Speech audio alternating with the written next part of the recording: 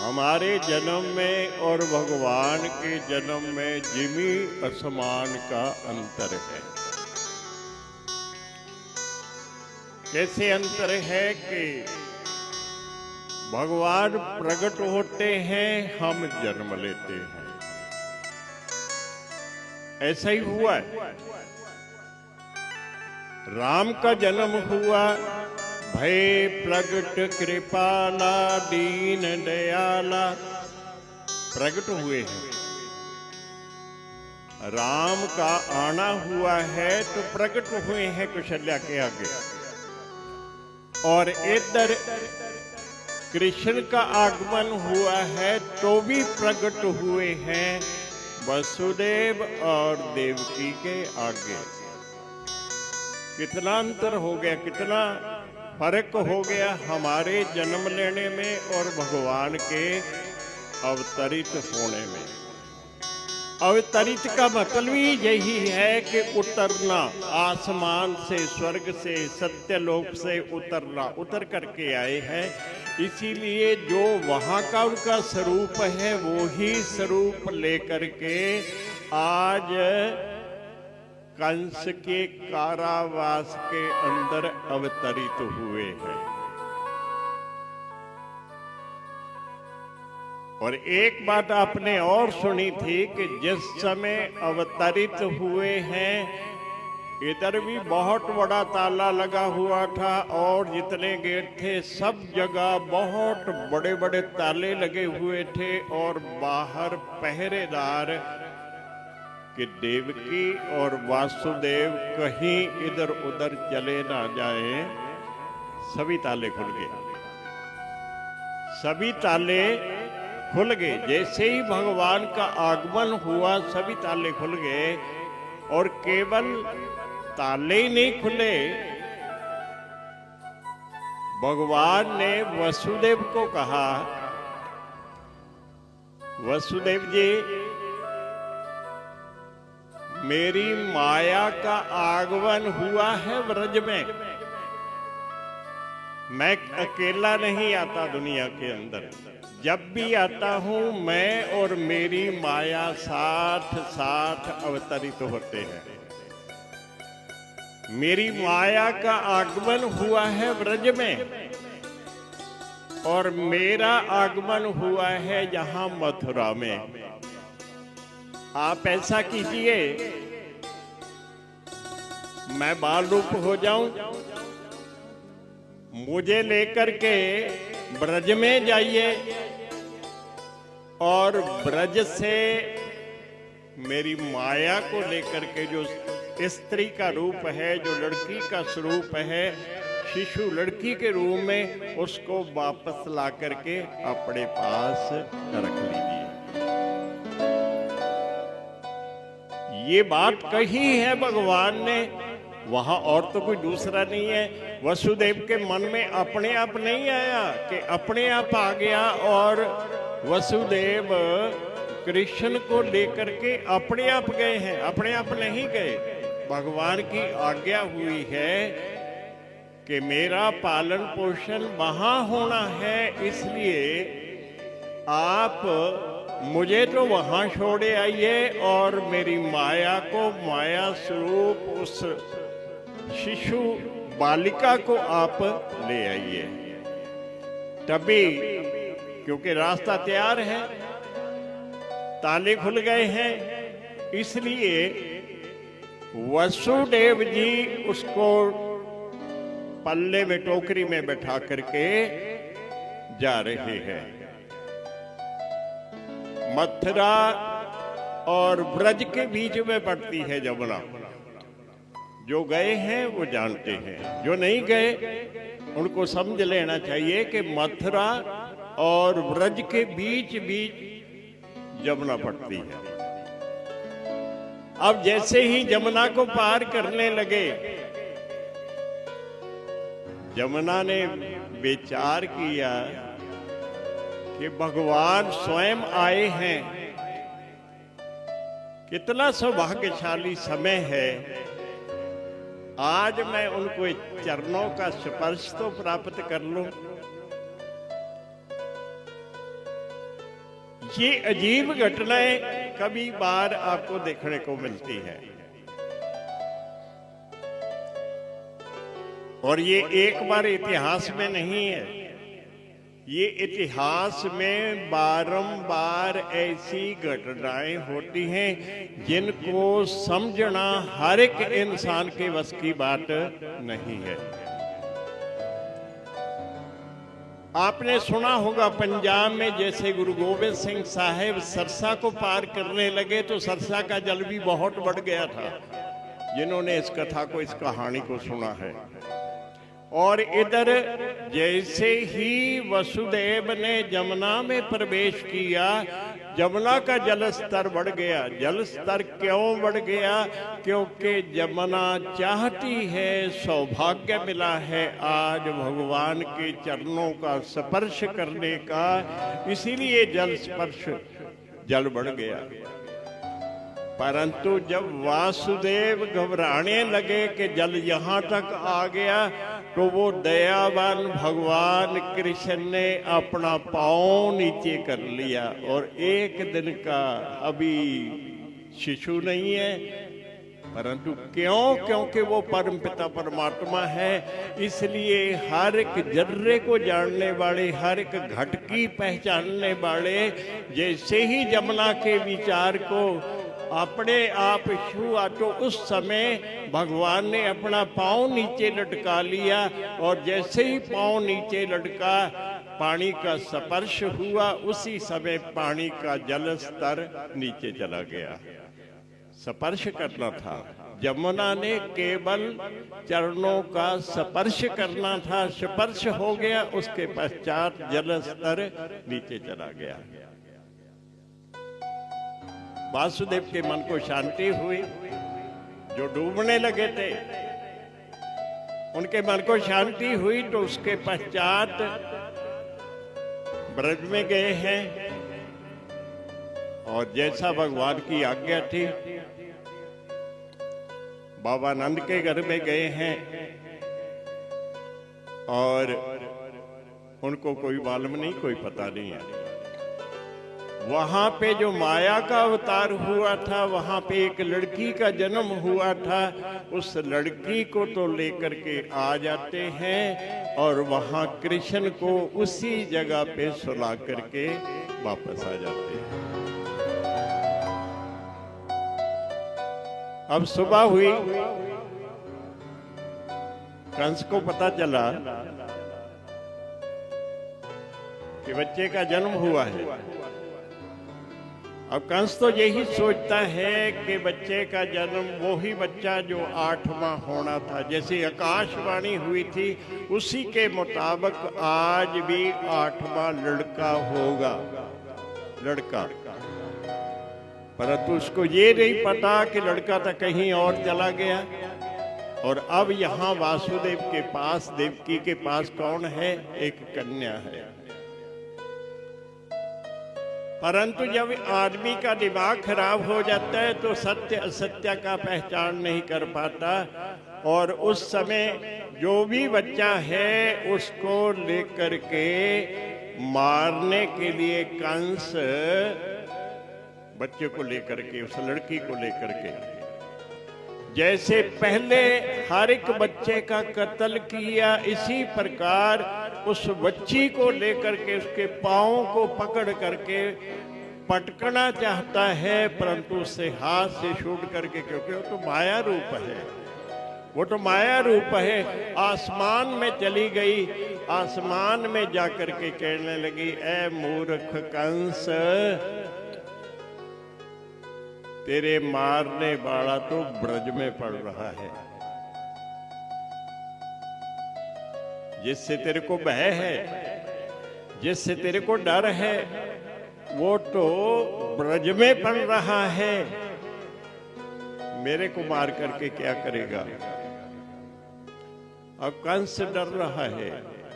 पहले आकाशवाणी हुई थी कि 8वां जो बालक होगा वो मारेगा, परंतु अब भ्रम पैदा हो गया कि 8वां बालक नहीं है, 8वीं तो बालिका है।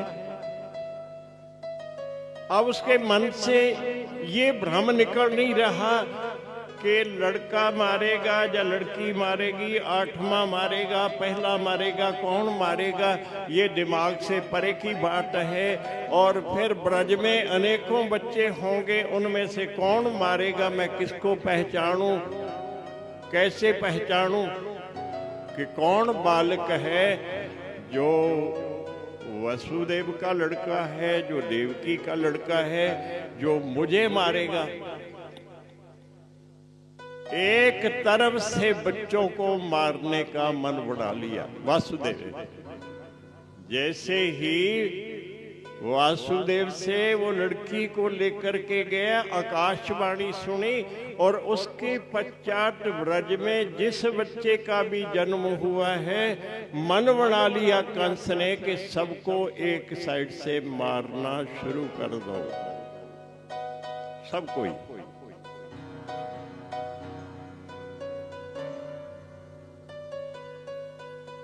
और इधर कंस की तो ये दशा है, परंतु ब्रज में क्योंकि बालक का जन्म हुआ है, अब उनको ये मालूम नहीं है बालिका या बालक, उनको तो ये मालूम है कि जो सामने दिखाई दे रहा है, सामने कौन दिखाई दे रहा है, बालक। और जैसे ही देखा कि बालक का जन्म हुआ है तो चारों तरफ बधाइयों की आवाज आने लगी। जिस जिसको पता चला, क्योंकि नंद बाबा उस जाति में बड़े थे, इसलिए जितने भी लोग हैं, जितने भी उस ब्रज में रहने वाले हैं, सबके मन में प्रसन्नता है, सबके मन में खुशी है। और सभी लोग, जैसे हमारे घरों में होता है कि जैसे ही पता चलता है, पड़ोस के जो भी परिवार होते हैं बधाई देने के लिए आते हैं। इसी प्रकार भगवान कृष्ण के जन्म का समाचार सुनते ही आस पड़ोस के जितने भी नंद बाबा के सके संबंधी, मित्र, दोस्त जो भी हैं, सभी बधाइयाँ देने के लिए आ रहे हैं, सभी बधाइयाँ लेकर के आ रहे हैं। चारों तरफ खुशियों का माहौल है। कैसे बधाइयाँ दे रहे हैं वो आपसे, श्रवण कीजिए और अपने मन को भी आनंदित कीजिए, क्योंकि भगवान की लीला का यही अर्थ है, भगवान की लीला का यही मतलब है। नहीं तो ना पता लगता, नारद जी ना बताते, क्या पता चल रहा था कृष्ण पैदा हुए हैं कि या कौन पैदा हुए हैं, ना तो कंस के मन में आती और ना किसी और के मन में आती। तो आज उस प्रसन्नता के अंदर, उस आनंद के माहौल में आप भी थोड़ा आनंदित होइए। जग के जगदीश्वर, जग के जगदीश्वर बने आज ललना, झूले नंद लाल आज यशोदा के अंगना, झूले नंद लाल आज यशोदा के अंगना, ओ झूले नंद लाल आज यशोदा के अंगना, झूले नंद लाल आज यशोदा के अंगना। जग के जगदीश्वर, जग के जगदीश्वर बने आज ललना, झूले नंद लाल आज यशोदा के अंगना, झूले नंद लाल आज, ओ झूले नंद लाल आज यशोदा के अंगना।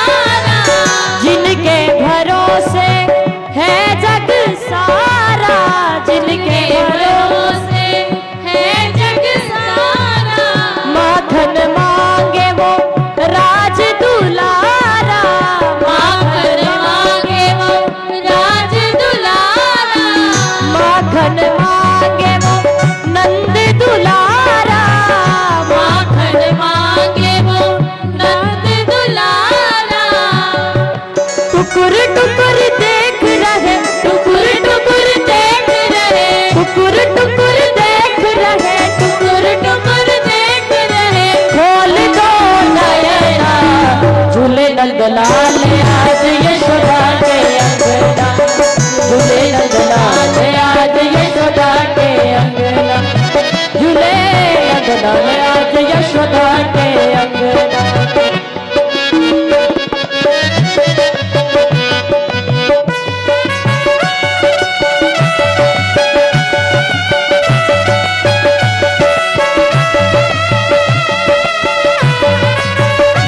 बोलिए ब्रजलाल की, बरसाने वाली की।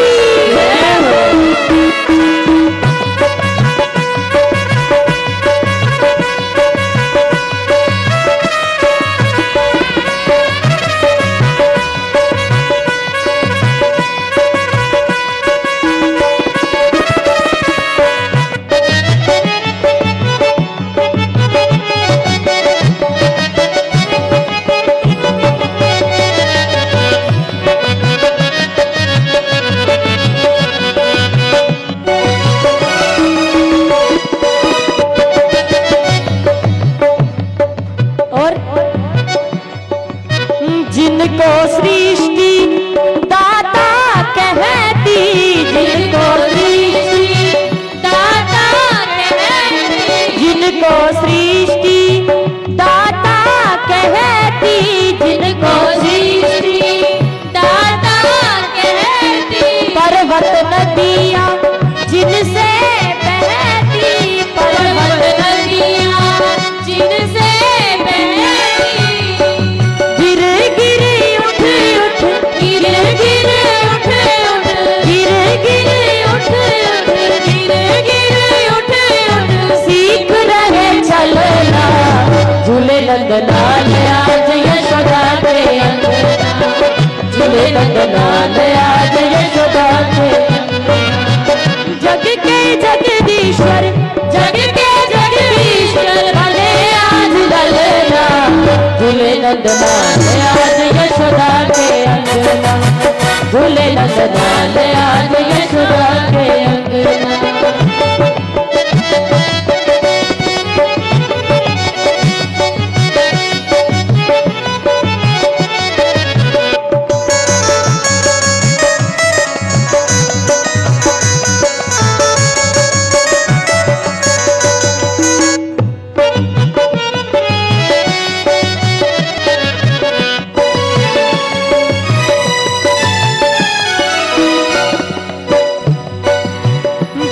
अंकुश नित लेत बलैया, जन अंकुश नित लेत बलैया। देखिए यहाँ पर जितने भी भक्त बैठे हैं सभी दो बलैया लेते हुए यशोदा माँ को बधाई देंगे। क्या कहेंगे? चिर चिर जीवे तेरो लाल कन्हैया, चिर चिर जीवे तेरो लाल कन्हैया। जन अंकुश नित लेत बलैया, जन अंकुश नित लेत बलैया। चिर चिर जीवे तेरो लाल कन्हैया, चिर चिर जीवे तेरो लाल कन्हैया। यशोदा के लाल मेरे, यशोदा के लाल मेरे, यशोदा के लाल मेरे, यशोदा के लाल मेरे। मन बस रहो ना। झूले नंदलाल आज यशोदा के अंगना, झूले नंदलाल आज यशोदा के अंगना। जग के जगदीश्वर, जग के जगदीश्वर बने आज ललना। दोनों हाथ उठा करके क्या कहेंगे? झूले नंदलाल आज यशोदा के अंगना, झूले नंदलाल आज यशोदा के अंगना, झूले नंदलाल आज यशोदा के अंगना। ओ झूले नंदलाल आज यशोदा के अंगना। श्री कन्हैया लाल की जय। 24 अवतार हुए हैं।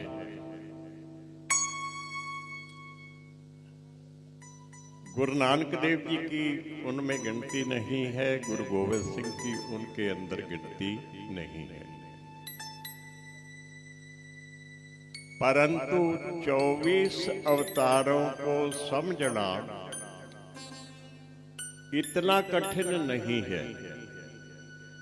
जितना कृष्ण को समझना कठिन है,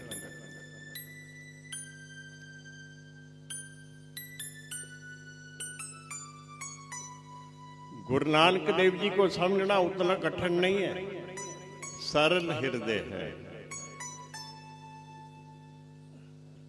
गुरु गोविंद सिंह को समझना इतना कठिन नहीं है। इधर जितने भी 24 अवतार हुए हैं कृष्ण के अलावा, उनको समझना भी उतना कठिन नहीं है। यदि कठिन है तो केवल कृष्ण को समझना।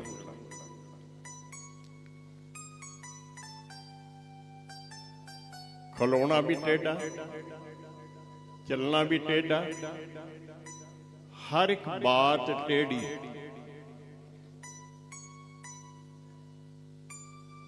सारे ब्रह्मांड पे कब्जा और रंग सांवला, सारी उल्टी बातें हैं, सारी ही उल्टी बातें हैं, परंतु फिर भी आकर्षण कमाल का। थोड़ा इसलिए भी समझना कठिन है कि हम बहुत ज्यादा भ्रमों में पड़े हुए हैं। यदि कृष्ण को समझना है आपने, तो आपके ऊपर जितने भी पर्दे पड़े हुए हैं, जाति मजहब, सब उतारने पड़ेंगे। जाति मजहब, इनके जितने भी कवर हमने ले रखे हैं वो सारे के सारे उतारने पड़ेंगे, यदि आप सही मायने में कृष्ण को समझना चाहते हैं तो।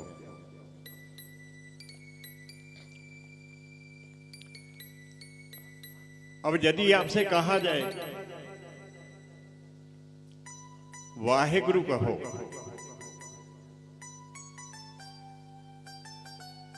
जाति आड़े आएगी, आएगी कि नहीं आएगी? मजहब आड़े आएगा। क्यों आएगा? क्योंकि जो मंदिर में जाने वाला वो कहेगा मैं तो गुरुद्वारे जाऊं तभी वाहेगुरु कहूं, मैं गुरुद्वारे कभी गया ही नहीं, मैं सिख है ही नहीं, मैं कभी पगड़ी बांधी नहीं, कभी सीस जो गाया नहीं गुरु ग्रंथ साहब को, इसलिए वाहेगुरु क्यों कहूं? नहीं, मैं वाहेगुरु नहीं कहूं। ये अड़चन है जाति की, ये मजहब की। परंतु जो गुरुद्वारे जाने वाला है वो भी वाहेगुरु को समझने की कोशिश नहीं करता कि वाहेगुरु है क्या, वाहेगुरु है क्या, उसको समझने की कोशिश नहीं करता। यदि वो भी समझने की कोशिश कर ले तो उसके पल्ले पड़ जाएगा कि कृष्ण क्या है। यदि कोई ऐसा व्यक्ति जो गुरुद्वारे जाने वाला है और वो अपने मजहब की, अपनी जाति की कट्टरता को उतार करके रख दे, तो उसके भी समझ में पड़ जाएगी कि कृष्ण क्या है। और जब तक कृष्ण के बारे में हमें श्रद्धा, प्यार, विश्वास ना पैदा होगा, ये भागवत समझने वाली बात नहीं है, ये समझ में नहीं आएगी। आपको गुरु ग्रंथ साहब की बात बता रहे हैं। गुरु ग्रंथ साहब के अंदर आया वाहेगुरु, और यदि उसके बारे में थोड़ा सा विचार कर ले अपने बीच में, कोई ज्यादा समय नहीं, 5-7 मिनट के लिए भी विचार करें तो आपके कुछ ना कुछ पल्ले पड़ जाएगा कि वाहेगुरु है क्या।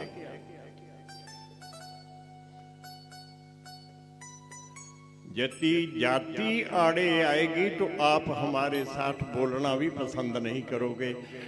वाहेगुरु वाहेगुरु वाहेगुरु वाहे जियो वाहेगुरु वाहेगुरु वाहेगुरु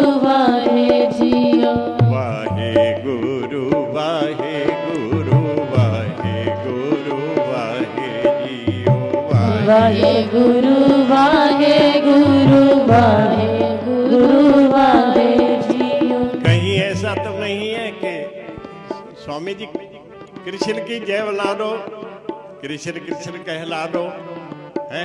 कहीं ऐसी बात तो नहीं है।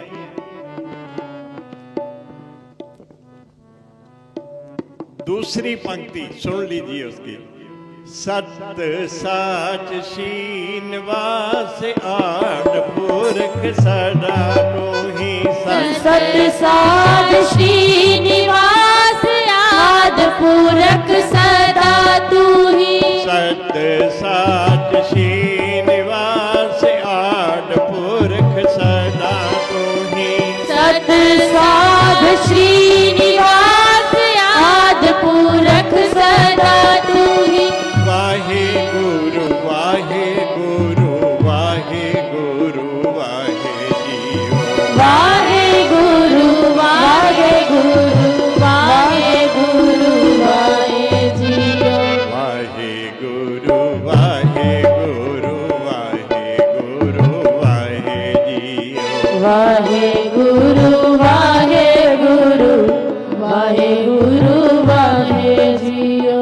अब इसकी पंक्तियों को समझने की कोशिश करना, जो बीच में अंतरे हैं उनको थोड़ा समझने की कोशिश करना। कमल नैन मधुर वैन कोट सैन संग शोभा। कमल नैन मधुर वैन कोट सैन संग शोभा। कमल नैन मधुर वैन कोट सैन संग शोभा। कमल नैन मधुर वैन कोट सैन संग शोभा। कहत माज शोध जिसे दही भात खाहे जियो। कहत माँ यशोद जी से दही भात खाए जियो। वाहे गुरु वाहे गुरु वाहे गुरु वाहे जियो। वाहे गुरु वाहे गुरु वाहे गुरु वाहे जियो। कृष्ण क्या है, थोड़ा समझ लो। कृष्ण क्या है? जिनके कमल जैसे नेत्र हैं। कृष्ण क्या है?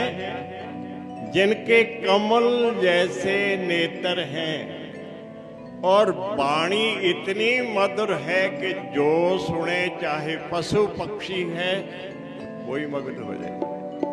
वाणी ऐसी है कि जो भी सुन ले, वाणी क्या बांसुरी सुनाते हैं तो भी जानवर मुग्ध हो जाते हैं। वाणी तो बहुत दूर की बात है। और जब वो बाल लीला कर रहे हैं, थोड़ा दिए, जब वो बाल लीला कर रहे हैं तो उस समय बाल लीला करते करते, खेलते खेलते ग्वालों के साथ दूर निकल जाते हैं। कहत माज शोध जिसे दही भात खाहे जो। ये गुरबाणी की बात है, ये भागवत की बात नहीं है जो आपको सुना रहे हैं। ये कहाँ की बात है? गुरबाणी की बात है। और गुरबाणी कह रही है, कहत माज शोध जिसे, बेटा भूख लगी होगी, बेटा भूख लगी होगी, आजा, दही भात तैयार हो गया है, आजा बेटा दही खा ले, भात खा ले, बिल्कुल तैयार है, बेटा भूख लगी होगी। कौन कह रहा है? यशोदा माँ। और किस लिए कह रही है? कि जो ऐसा कृष्ण है जिसका दूसरा नाम क्या है? वाहेगुरु। जिसका दूसरा नाम क्या है? अब वाहेगुरु कहने से मंदिर जाने वाले को तो चिढ़ है ना, गड़बड़। जो मंदिर में जाने वाला है उसको तो वाहेगुरु शब्द सुनने में आपत्ति है। और जब अंदर से आप उसकी खोज करोगे कि वो वाहेगुरु है कौन, तो आपको समझ में आएगा कि जो वाहेगुरु है वो ही भगवान कृष्ण है। अंतर नहीं है, कोई अंतर नहीं है। अब दूसरा अंतर सुन लीजिए। देख रूप अति अनूप मोह महामग भई। एक रूप अति अनूप मोह महामग भई। देख रूप अति अनूप मोह महामग भई। एक रूप अति अनूप मोह महामग भई। किंकनी शब्द झनकार खेल पाहे जियो पाहे। किंकनी शब्द झनकार खेल पाए जियो। वाहे गुरु वाहे गुरु वाहे गुरु वाहे जियो। वाहे गुरु वाहे गुरु वाहे गुरु वाहे जियो। यशोदा ने श्रृंगार कर रखा है कृष्ण का। यशोदा ने श्रृंगार रखा, जैसे आप बच्चों का श्रृंगार करते हैं। यहाँ नाभि पे एक बांध देते हैं, पाँव पे पायल डाल देते हैं, और उसकी आवाज आ रही है, किंकनी शब्द झनत्कार खेल पाए। माँ को बहुत अच्छा लगता है। यशोदा को ये सब सुनकर बहुत अच्छा लग रहा है, बहुत प्रसन्न हो रही है। जब कृष्ण टेढ़े टेढ़े चल रहा है और झनकार पड़ रही है पायल की, किंकनी की, तो माँ यशोदा बहुत ज्यादा प्रसन्न हो रही है। और जिसको देख करके यशोदा प्रसन्न हो रही है, वो क्या है? गुरवाणी कह रही है वाहे गुरु। वो क्या है? वो क्या है? वाहे गुरु। फिर आप कहोगे वो बाल है, बाल है, बाल लीला कर रहा है, उसके हाथ में कुछ नहीं है। तो गुरवाणी कह रही है तीसरी पंक्ति के द्वारा,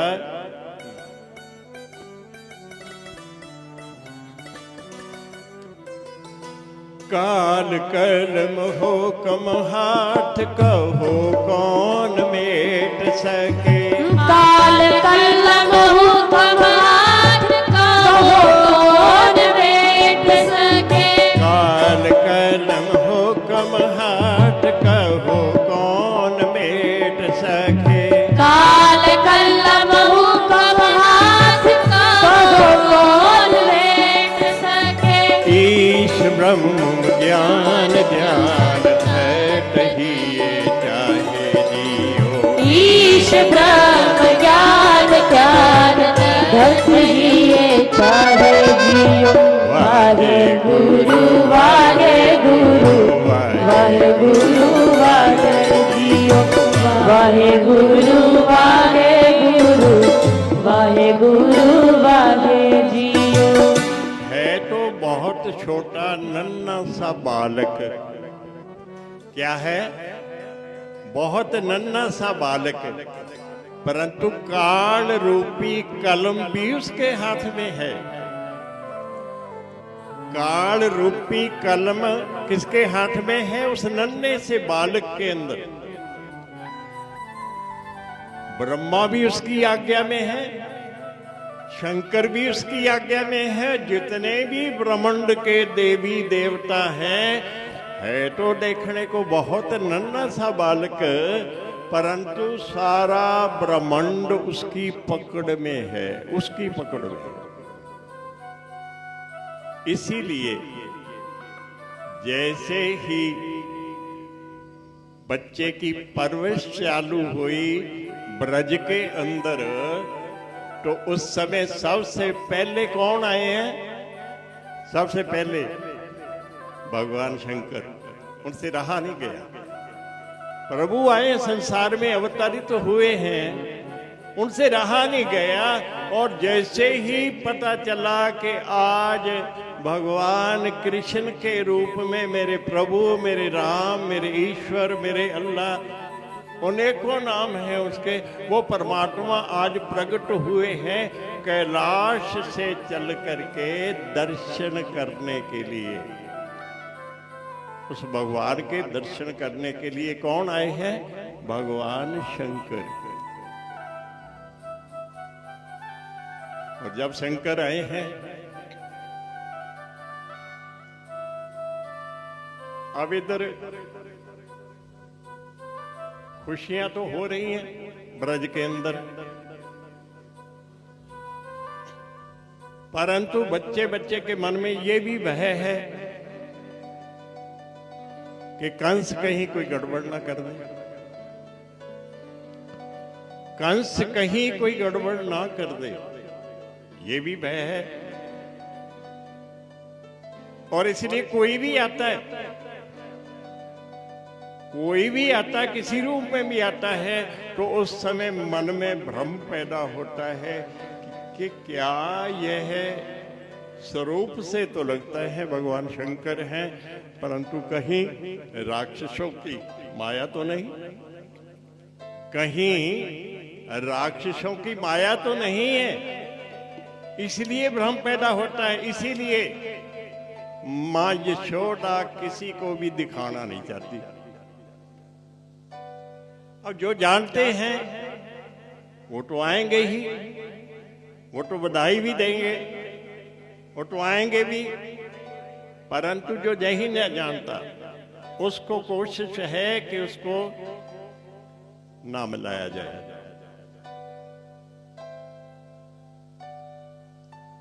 भगवान शंकर कहते हैं मैं तो दर्शन करने हैं, और इधर यशोदा मैं नहीं दिखाऊं। क्या पता राक्षसों की माया है, क्या पता कोई गड़बड़ हो। अब झंझट चल रहा है, भगवान शंकर दर्शन करने में अड़े हुए हैं कि दर्शन किए बगैर मैं नहीं जाऊं, और इधर मां यशोदा कह रही है कि मैं नहीं दिखाऊं। तो आप अपने मन को एकाग्र कीजिए कि आज शब्द क्या कह रहे हैं। दिखाऊं कोनी लाडलो, नजर लग जाए, नजर लग जाए री बाबा, नजर लग जाए, नजर लग जाए बाबा, जुलम होए जाए। दिखाऊं कोनी लाडलो, नजर लग जाए, दिखाऊं कोनी लाडलो, नजर लग जाए, दिखाऊं कोनी लाडलो, नजर लग जाए, दिखाऊं कोनी लाडलो, नजर लग जाए, नजर लग जाए रे जुलम होए जाए, नजर लग जाए रे जुलम होए जाए। दिखाऊं कोनी लाडलो, नजर लग जाए, दिखाऊं कोनी लाडलो, नजर लग जाए।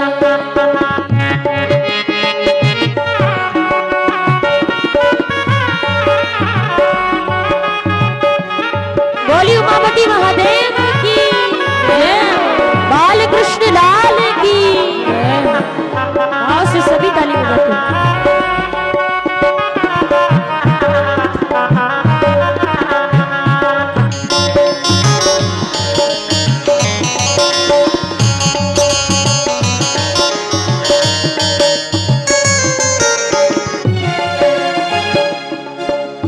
विषधर तेरे गले में लिपटे, अंग बबूत रमावे, विषधर तेरे गले में लिपटे, अंग बबूत रमावे, विषधर तेरे गले में लिपटे, अंग बबूती रमावे, विषधर तेरे गले में लिपटे, अंग बबूती रमावे। तेरे रूप को देख के जोगी,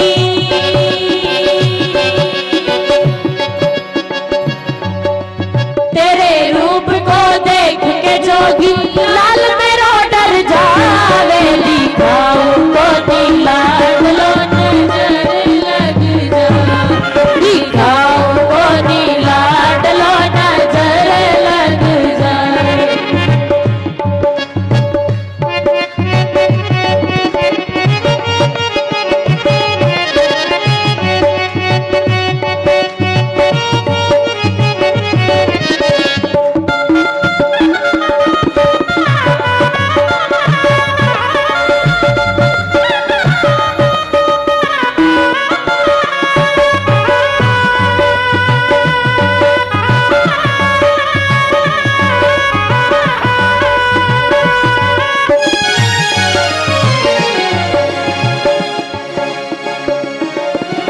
सुन बातें मैया की भोले मंद मंद मुस्काए।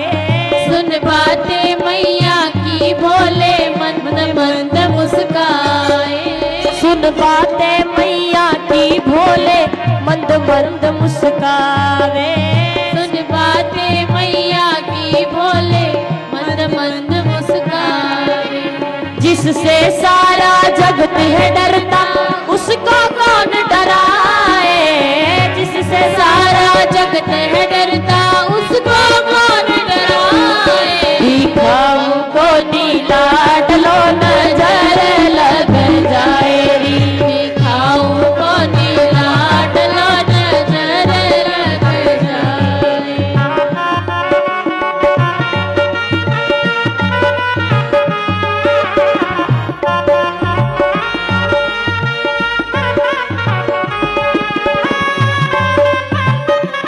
बोलियो भड़दानी की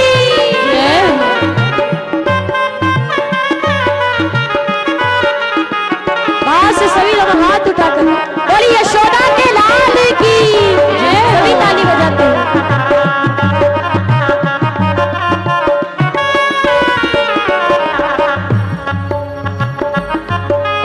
वो उदास शिव भोला शंभु अपने कदम बढ़ाए। वो उदास शिव भोला शंभु अपने कदम बढ़ाए। वो उदास शिव भोला शंभु अपने कदम बढ़ाए। वो उदास शिव भोला शंभु अपने कदम बढ़ाए। शिव को जाते देख कन्हैया रो रो कर चिल्लाए। शिव को जाते देख कन्हैया रो रो कर चिल्लाए। दिखाऊं को नीला डलो नजर लग जाए। दिखाऊं को नीला डलो नजर लग जाए।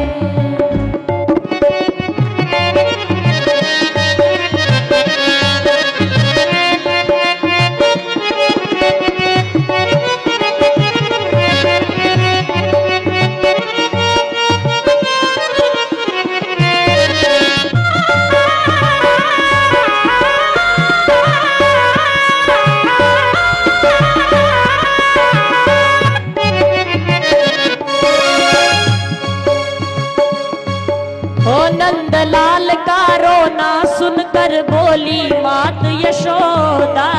नंदलाल का रोना सुनकर बोली मात यशोदा। नंदलाल का रोना सुनकर बोली मात यशोदा। नंदलाल का रोना सुनकर बोली मात यशोदा। नजर लगा दी मेरे लाल को हाय हाय अब क्या होगा। नजर लगा दी मेरे लाल को हाय हाय अब क्या होगा। दिखाऊं को नीला डलो नजर लग जाए रे। दिखाऊं को नीला डलो नजर लग जाए।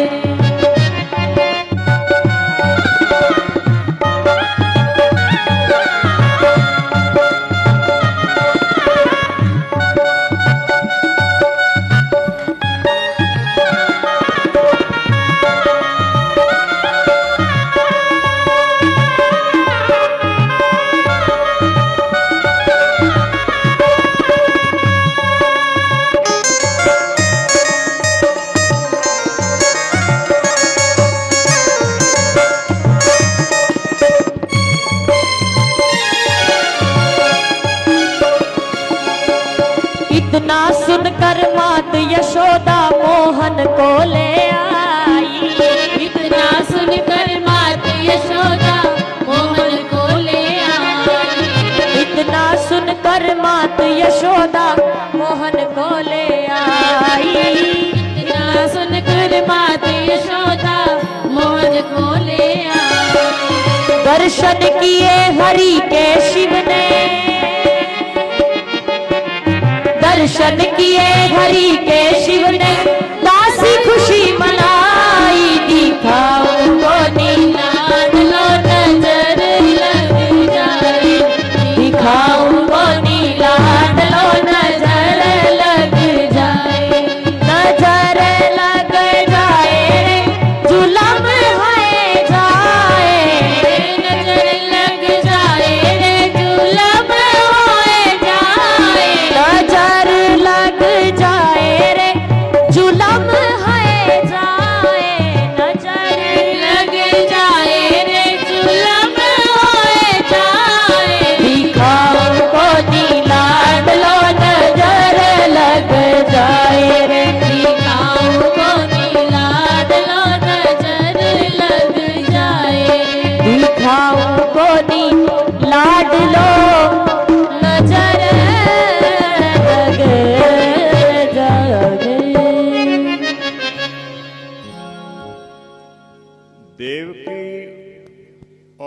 यशोदा का अंतर है।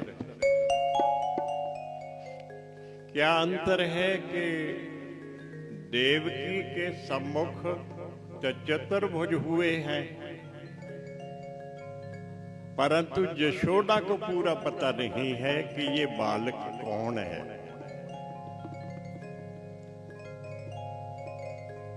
कौशल्या के आगे राम चतुर्भुज हुए हैं,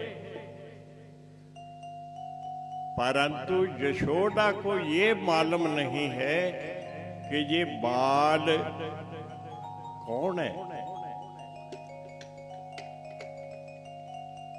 एक साधारण बच्चा समझ रही है, क्योंकि देखने में बालिक है बहुत छोटा है। जैसे एक साधारण माँ अपने बच्चे के साथ लाड प्यार करती है, इसी प्रकार यशोदा भी अपने बच्चे के साथ वैसा ही व्यवहार कर रही है। अब वो नहीं जानती कि ये अंतर्यामी है। तार कैलाश पर्वत तक जुड़ी है, तभी भगवान शंकर आए हैं। और भगवान शंकर दर्शन के लिए आए हैं, इसलिए माँ को मालूम नहीं। माँ कह रही है कहीं नजर लग जाएगी, कभी ये हो जाएगा, कभी वो हो जाएगा। परंतु इधर जब भगवान कृष्ण ने देखा कि माँ ने तो भगवान कृष्ण को मना कर दिया, चिल्लाने लगे। तब जाकर के माँ को थोड़ी समझ आई। मैं दिखा दूं। और जैसे ही लेकर के आई है बाहर, दर्शन किए हैं, मिलान हुआ है, नदरो नदर निहाल हुए हैं, दोनों के मन को संतुष्टि हुई है। इधर भगवान कृष्ण के मन को संतुष्टि हुई है और उधर भगवान शंकर के मन को स्तुति हुई है, तब जाके शांति हुई है।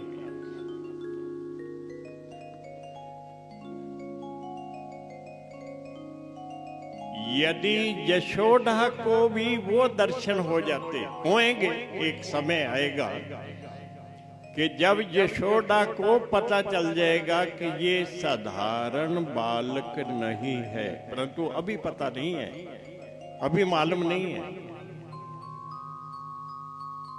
इधर तो आनंद ही आनंद है ब्रज के अंदर।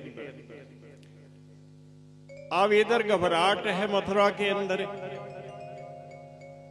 वहां पे नारद मुनि आ गए हैं। नारद मुनि आकर के कहने लगे कंस को कि कंस, पता है तेरे को ध्यान है? कंस, तेरे को थोड़ी समझ आई है? तेरे को मारने के लिए स्वयं भगवान विष्णु आ चुके हैं। किसने कहा? नारद मुनि ने। नारद मुनि देवताओं के पास चले जाएं, स्वतंत्र है। नारद मुनि राक्षसों के पास चले जाएं, सभी सम्मान करते हैं नारद मुनि का, कोई मना नहीं करता। और उसकी बात पे यकीन भी करते हैं। जो नारद मुनि कह रहे हैं बिल्कुल सही कह रहे हैं। तो जिस समय नारद मुनि ने ये कहा कि आपको मालूम है कि भगवान विष्णु आ चुके हैं ब्रज के अंदर, और जिनको तो ग्वाल बाल समझता है, जिनको साधारण आहिर या यदुवंशी समझता है, ये सारे के सारे देवी देवता इकट्ठे हुए हैं भगवान का सहयोग करने के लिए। कंस जिस प्रकार राम आए थे और देवी देवता वानर रूप में प्रकट हुए थे, ठीक इसी प्रकार ये जो साधारण ब्रज में लोग दिखाई दे रहे हैं, साधारण नहीं है, ये तो सारे देवी देवता भगवान के स्वागत के लिए, सेवा के लिए आए हुए हैं। अब जैसे जैसे नारद मुनि बता रहे हैं और कंस की धड़कन बढ़ रही है, भगवान विष्णु तो मारेंगे,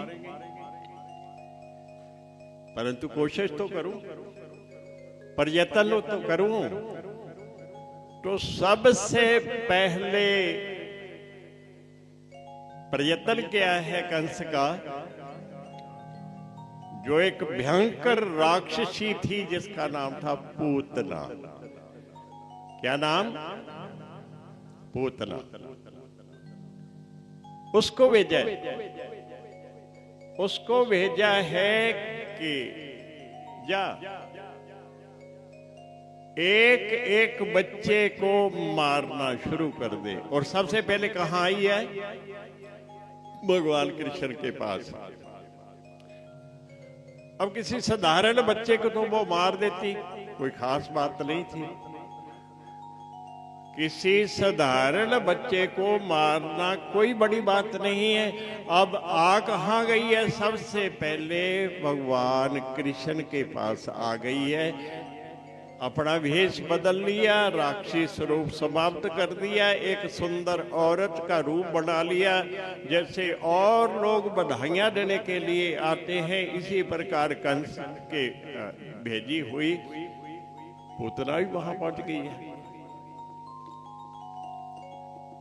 जैसे और औरतें आकर के लोरी दे रही हैं, इसी प्रकार पूतना में भी समय देख करके लेटे हुए भगवान कृष्ण को अपनी गोदी में ले लिया।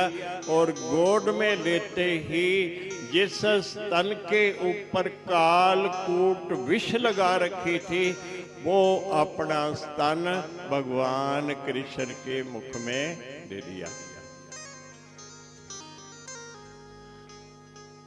अब पूतना को ये नहीं पता कि ये कोई साधारण बालक है। साधारण बालक के ऊपर तो जहर का प्रभाव होएगा, और जो लोगों की जहर, जो संसार की जहर को मिटाने वाले हैं, जो लोगों का जीवन दान देने वाले हैं, उसको मारने के लिए पूतना तो उसका क्या बिगाड़ सकती है।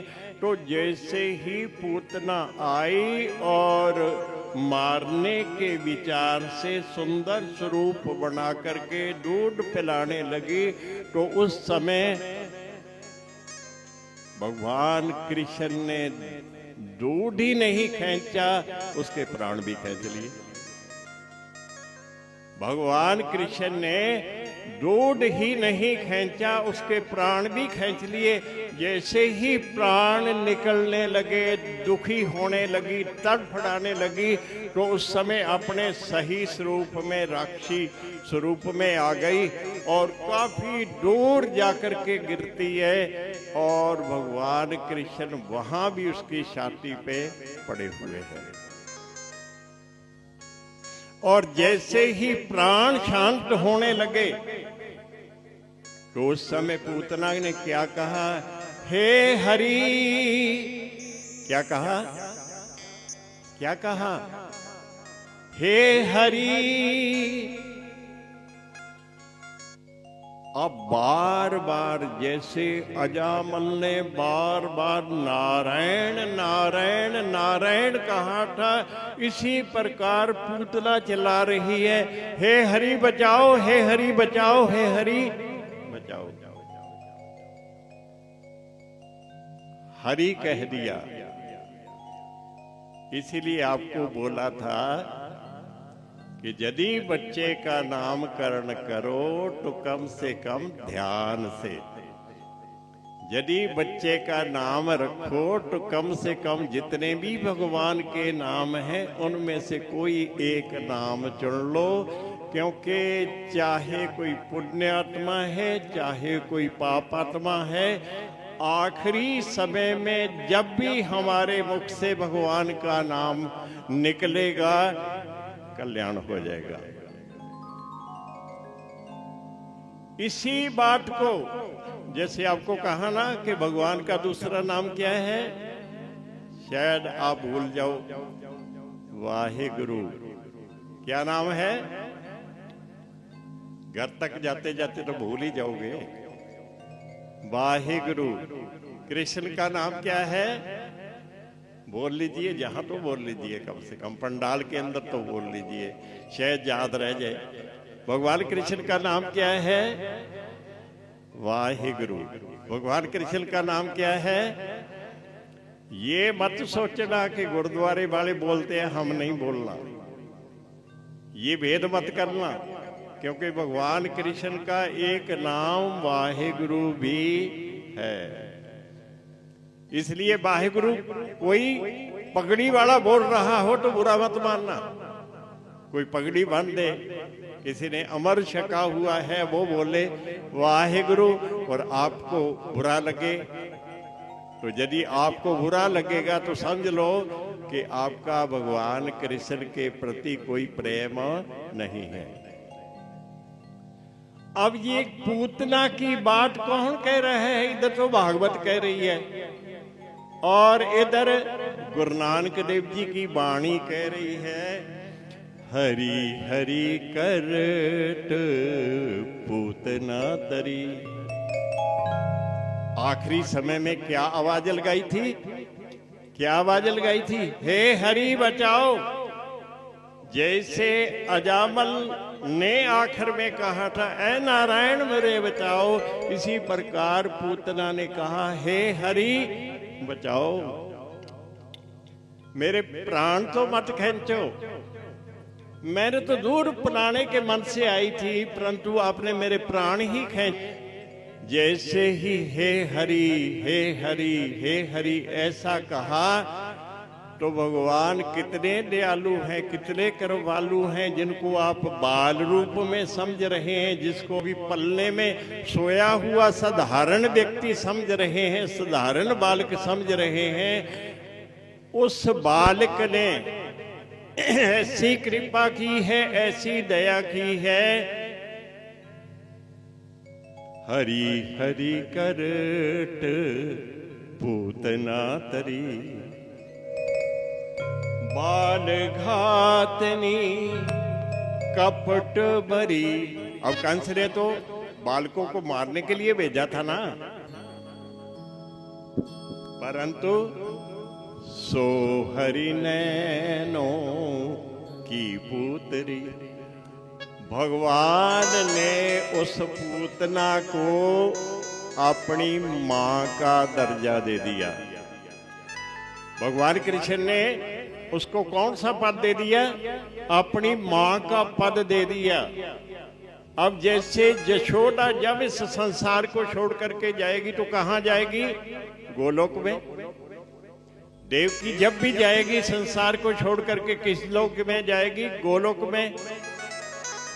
जैसे देवकी जैसे यशोदा इस संसार को छोड़ करके गोलोक में जाएगी, इसी प्रकार पूतना को उसी लोक में पहुंचा दिया भगवान कृष्ण ने दया करके। इतना दयालु है वो भगवान। और ये बात कौन कह रहे हैं? केवल भागवत नहीं कह रही, गुरबाणी भी कह रही है कि कंस ने जिस बात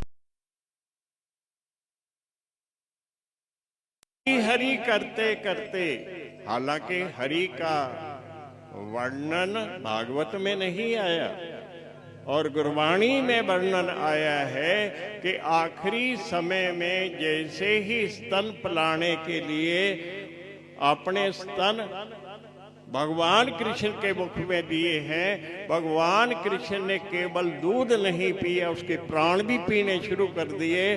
तो जैसे ही प्राण संकट में आए तो पूतना ने हे हरि ऐसा पुकारना शुरू कर दिया। तो जैसे ये पुकार लगाई तो उस पूतला को गोलोक में भेज दिया। इतने दयालु हैं, इतने कृपालु हैं, जो हैं तो देखने को बाल रूप, हैं तो देखने को एक साधारण बच्चा, उनके आप एक एक कौतुक का स्मरण करोगे, आप हैरान हो जाओगे कि वाकई भगवान है। क्या है? भगवान है। और ये कर्म कौन कर सकता है? केवल भगवान ही कर सकते हैं, दूसरा कोई नहीं कर सकता। पूतना तो चली गई, अब मां फिर क्या कर रही है? यशोदा। यशोदा गर्गाचार्य को बुला लिया, गुरु थे ना उनके, गर्गाचार्य जी गुरु थे, कुल गुरु थे। उनको बुला करके झाड़े लगवाने लगी। यशोदा क्या कर रही है, क्योंकि साधारण बालक समझ रही है ना, बहुत बड़ा संकट आया था, टल गया। बहुत बड़ा संकट आया था, भगवान ने टाल दिया। यशोदा तो ये कह रही है कि बहुत बड़ा संकट आया था, भगवान ने टाल दिया। परंतु यशोदा को ये नहीं मालूम कि जिस ऊपर संकट आया था वो स्वयं ही भगवान है, वो स्वयं ही भगवान है। तो इस प्रकार से लोग एकत्रित हो गए, देख रहे हैं इतना बड़ा शरीर, जिस वृक्ष के ऊपर गिरी वृक्ष टूट गए, बगीचा तहस हो गया। इतना बड़ा शरीर, इतना भयंकर शरीर, पूरे गांव वाले डर गए। और इसी डर को मिटाने के लिए अब झाड़े लगवा रहे हैं, मंत्र जाप करवा रहे हैं कि बहुत बड़ा संकट आया था वो टल गया है। कुछ समय बीता, भगवान कृष्ण करीबन 3.5 वर्ष के हो गए। भगवान कृष्ण 3.5 वर्ष के। सभी ग्वाल वाल एकत्रित कर लिए और सभी ग्वाल वालों को एकत्रित करके कहने लगे, अपने खेल खेलते हैं। लीला करनी है ना भगवान ने, और लीला भी ऐसी नहीं है कि जो निरर्थक है। ये ठीक है कि हम उस लीला को समझ ना पाए, हम उस लीला को समझ ना पाए, ये अलग बात है। परंतु उनकी एक एक लीला के पीछे कोई ना कोई कारण है, कोई ना कोई राज है छुपा हुआ, कोई ना कोई। सभी ग्वाल वालों को एकत्रित करके कहने लगे, अपने खेल खेलते हैं। ग्वाल वाल कहने लगे, कौन सा खेल? भगवान कृष्ण कहते कि चोरी का खेल। भगवान कृष्ण क्या कहते? चोरी का खेल।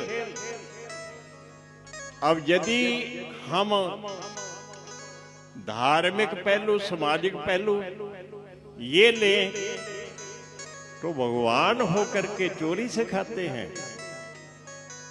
भगवान होकर के बच्चों को क्या सिखा रहे हैं? चोरी करना। अपने खेल खेलना है चोरी का। एक घर में जाएंगे, वहां जाकर के चोरी करेंगे, दूसरे घर में जाएंगे, वहां जाकर के चोरी करेंगे। सभी ग्वाल कहने लगे, हमें तो माँ बाप ने रोका है। सभी ग्वाल वाल क्या कहने लगे? हमें तो माँ बाप ने रोका है कि चोरी नहीं करनी। भगवान कृष्ण कहते कि क्या कारण, क्या कोई कारण तो बताया होगा कि चोरी क्यों नहीं करनी। तो ग्वाल बाल जैसे माँ बाप ने कहा, बच्चे वो है, बच्चा वो है, और 3.5 वर्ष के यदि भगवान कृष्ण है, दूसरे बच्चे भी वैसे ही होंगे। जब भगवान कृष्ण ने ये कहा कि आप इतने दुबले पतले क्यों हो, आप इतने दुबले पतले क्यों हो, तो उस समय उन बालकों ने कहा कि जितना दूध है वो सारे का सारा कंस के दरबार में चला जाता है, जितना माखन है वो सारे का सारा कंस के दरबार में चला जाता है। और हम कमजोर होएंगे, हम कमजोर होएंगे ही। अब सूखी रोटी खाने को मिल रही है, और जब किसी भी बच्चे को दूध नहीं मिलेगा कैसे रिष्ट पुष्ट होएगा, घी नहीं मिलेगा कैसे रिष्ट पुष्ट होएगा। तो भगवान कृष्ण कहने लगे, माँ बाप ने जो आपको मना किया चोरी करने से, क्यों किया? कहते जो बालक चोरी करता है उसका विवाह नहीं होता। तर्क क्या दिया बच्चों ने कि माँ बाप ने ये सिखाया है, जो बच्चा चोरी की आदत डाल लेगा, जो चोर बन जाएगा, उसकी शादी नहीं होगी। भगवान कृष्ण कहने लगे, ये लड़खड़ाते रहोगे तो शादी हो जाएगी, ये दुबले पतले रहोगे तो शादी हो जाएगी।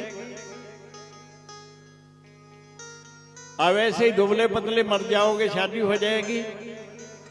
इसीलिए आपको बोल रहे हैं कि अपने चोरी करेंगे। कहते नहीं, हमारे माँ बाप ने कहा चोरी नहीं करनी। क्या कहा? माँ बाप ने कहा चोरी नहीं करनी।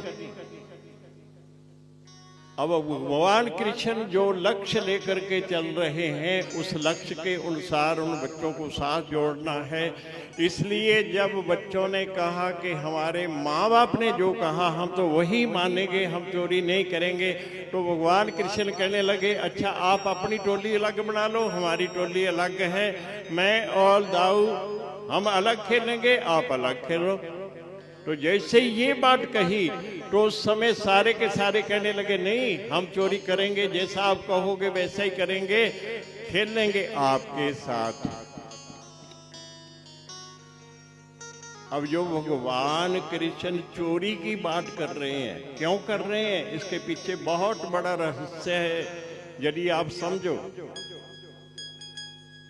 भगवान कृष्ण ने दूध लेते हैं तो ग्वालों को बांट देते हैं, और माखन लेते हैं वो भी ग्वालों को बांट देते हैं।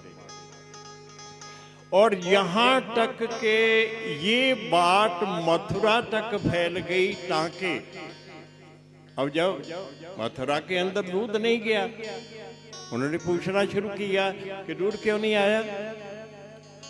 जब माखन नहीं गया तो उन्होंने कहना शुरू किया कि माखन क्यों नहीं आया। जब ये कहना शुरू किया तो उस समय कहा कि जो माखन चोर है ना, जो कन्हैया है, जो कृष्ण है, जो नंद का छोरा है, उसने सभी बच्चों को दूध घी बांटना शुरू कर दिया, और जो बांट दे वो खा लेते हैं, बाकी गिरा देते हैं, मिटा देते हैं, इसलिए आपके पास नहीं आता।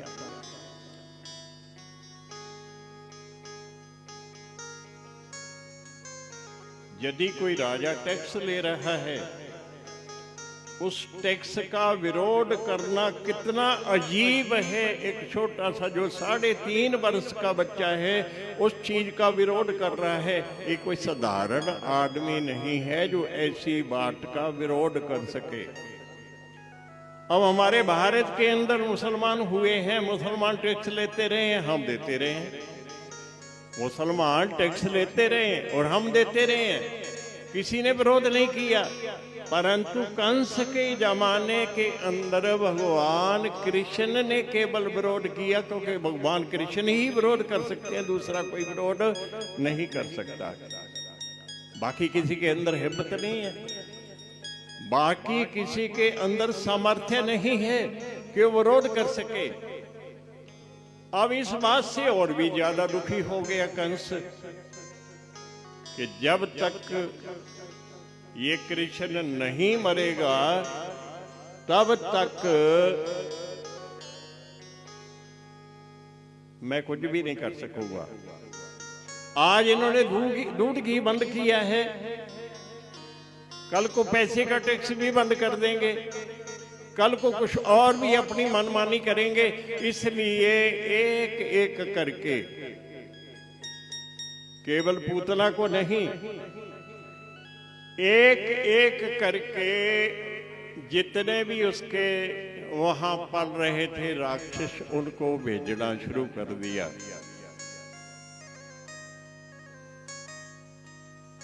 और वो राक्षस कितने हैं, गिनती नहीं है। कितने राक्षस भेजे कंस ने और सबको समाप्त कर दिया भगवान कृष्ण ने। सबसे पहले पूतना आई और उसके पश्चात बकासुर।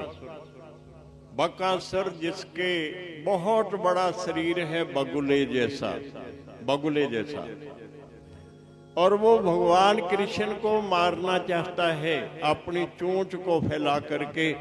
और 3.5 वर्ष का बच्चा एक पांव से उसकी चोंच को दबाता है, दूसरी को फाड़ देता है, उसकी मृत्यु हो जाती है।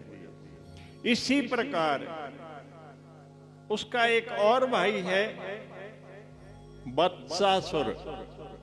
उसने बहुत बड़े भयंकर अजगर का रूप बना लिया और अजगर का रूप बना करके मुंह फैला लिया, जिसके अंदर ग्वाल वाल भी चले गए, जिसके अंदर बछड़े भी चले गए, जिसके अंदर जितने भी साथी थे भगवान कृष्ण के सारे चले गए। परंतु जैसे ही भगवान कृष्ण को पता चला, उसको भी समाप्त कर दिया। भगवान कृष्ण क्या हैं? कोई भी ऐसा अवतार नहीं हुआ जिसने करीबन 5 वर्ष की आयु तक ही अनेक राक्षसों को मार दिया। अनेकों राक्षस, बकासुर, अघासुर, धेनुकासुर, अत्यंत ऐसे राक्षस हैं जो आते हैं और मरकर चले जाते हैं, आते हैं और मर करके चले जाते हैं। एक दिन ये चोरी की बात, ये जो चोरी की बात है ना, ये छोटा को पता चली। ये छोटा कहने लगी, बेटा ये गोपियां बता रही हैं तू माखन चोरी करता है, तू माखन चोरी करता है। नहीं मां, आप मेरे को इतना खिलाती पिलाती हो, मेरे को चोरी करने की क्या जरूरत है? नंद बाबा के कुछ कमी हो तो मैं चोरी करूं। अब नंद बाबा की कोई कमी नहीं है, इसलिए मैं चोरी क्यों करूं? परंतु मां नहीं मानती। मां नहीं मानती। मां कहती है, नहीं बेटा, ये गोपियां ऐसे नहीं कहती, कोई ना कोई बात तो है, ये झूठ नहीं बोलती। इतनी बड़ी बड़ी गोपियां,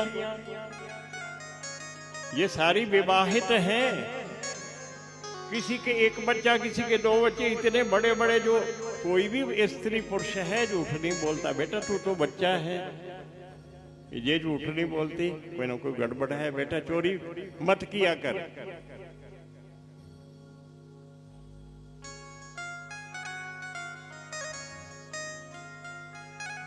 भगवान कृष्ण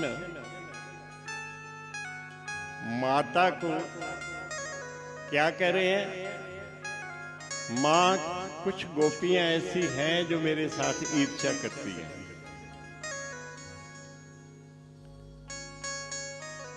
मुझे बात बनानी चाहते हैं, खाम खा की बातें बनानी चाहते हैं। अब उनकी बात मैं कैसे मानूं?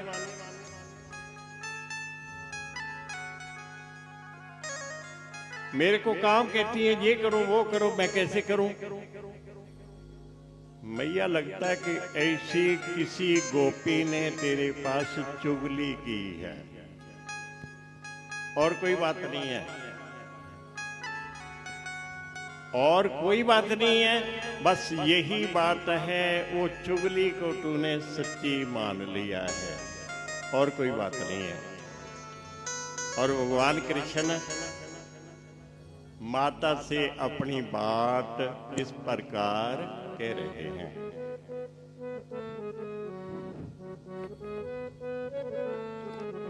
अरे मैया तो से चुगली की नहीं, री मैया तो से चुगली की नहीं, गोपीन जरूर है कसम बलदाऊ की, तेरो कान्हा बेकसूर है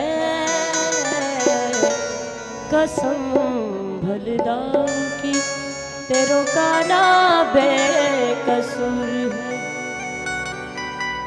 री मैया तो से चुगली की नहीं, मैया तो से चुगली की नहीं, गोप जरूर है कसम बलदाऊ की, तेरो कान्हा बेकसूर है कसम बलदाऊ की, तेरो कान्हा बेकसूर है। मैया तो से चुगली की नहीं, मैया तो से चुगली की नहीं, गोपीन जरूर है कसम बलदाऊ की, तेरो कान्हा बेकसूर, कसम बलदाऊ की, तेरो कान्हा बेकसूर है।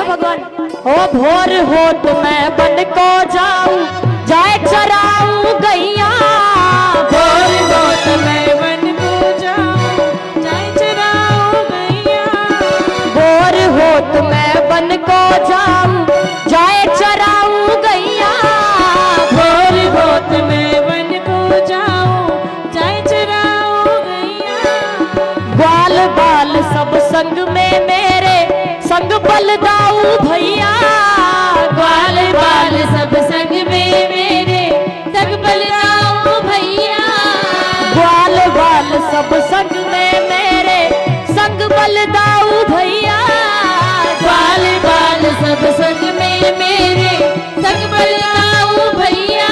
और क्या कहा कि भैया मैंने चोरी तो नहीं की, लेकिन बैठ कदम पे बंशी बजाई, बैठ कदम पे बंशी बजाई, इतनी बात जरूर है कसम बलदाऊ की, मेरो कान्हा बेकसूर है कसम बलदाऊ की, मेरो कान्हा बेकसूर है। हरी मैया तो से चुगली की नहीं, मैया तो से चुगली की नहीं, मैया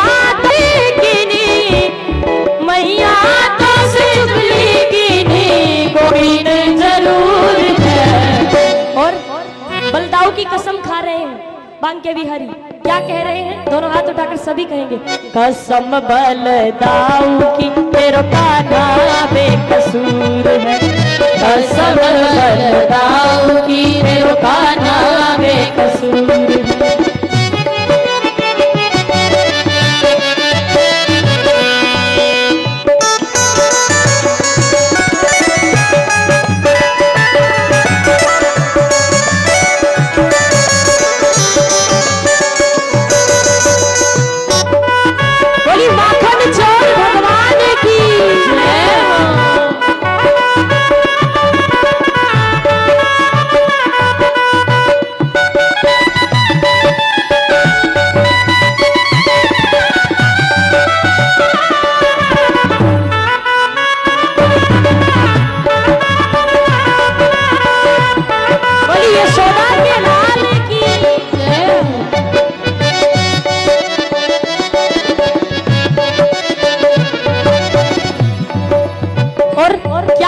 भगवान मैया को कि मैया ना मैंने या की मटकी फोड़ी, ना ही चुराया दहिया, ना मैंने या की मटकी फोड़ी, ना ही चुराया दहिया, ना मैंने या की मटकी फोड़ी, ना ही चुराया दहिया, ना मैंने आखी मटकी फोड़ी, ना ही चुरायो दहिया।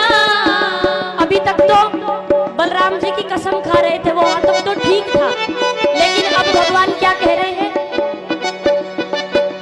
कर विश्वास तू मेरा, मैं सो खाऊं तेरी कसम बलदाऊ की, तेरो खाना बेकसूर।